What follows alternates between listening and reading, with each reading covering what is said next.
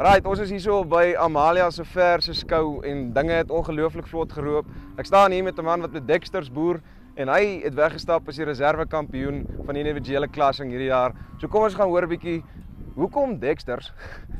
Wat maak hierdie ras so ongelooflik? Wat maak hom so ongelooflik en wie is die man wat hier agter my staan? Kom ons gaan luister 'n bietjie in. Hoe gaan dit met jou? Ja, goed en jy? Goed, dankie. Vertel my 'n bietjie van die man agter die trofee.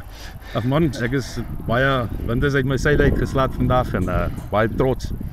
Ag die rede hoekom ek maar die Dexter ras gekies het, hulle is lig op die veld. Hulle doen goed. Vleisproduksie is goed, hulle het goeie melkeienskappe ook.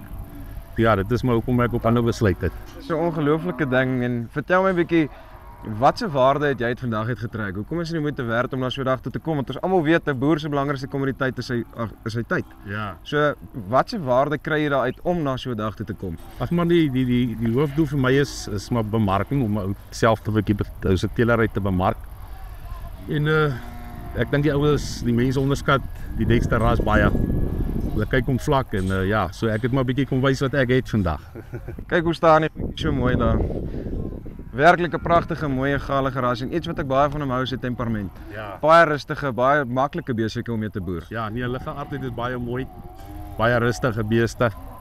Nee. Ja, nee, hulle doen goed. So kom ek kyk gou 'n bietjie hier agter na wat hier aangaan, skills aan Dexters. Verduidelik vir 'n bietjie, het jy enige veilings wat opkom, enigietsie soos dit in die pipeline? Maar nee, ons het nou so ruk terug 'n Dexter aanlyn aanteelveiling gehad wat ek 'n paar versies en 'n goeie kalf op aangebied het. So nee, hulle het goed gedoen op. So die oorval Dexter. So verduidelik vir my 'n bietjie, as jy nou vir 'n boer moet sê, hoekom moet jy kom? Al kom jy met een groep, kom is dit die moeite werd. Nou, ek weet dit gaan vir my maar oor om myself bekend te stel en om die ras bekend te stel. En die mense so 'n bietjie meer te vertel oor die ras en die ras maar te bemark op die manier. Ja, dit is baie dankie dat jy met my gesels het, Celine. Baie geluk. Ja, baie dankie, waardeer. Veld van Bonsmaras en Borans en Brahmane en alles en op die einde van die dag, die Dexter is net so goed soos enige van daai rasse. Hy's ligter op die veld.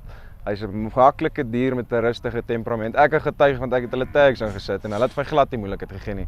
Wonderlike ou besie. As jy meer wil uitvind van hierdie ras, hier agter het julle nou gesien is die details en alles, stuur 'n boodskapie en vra gerus die vraag. Dis Farm Spice oor en uit.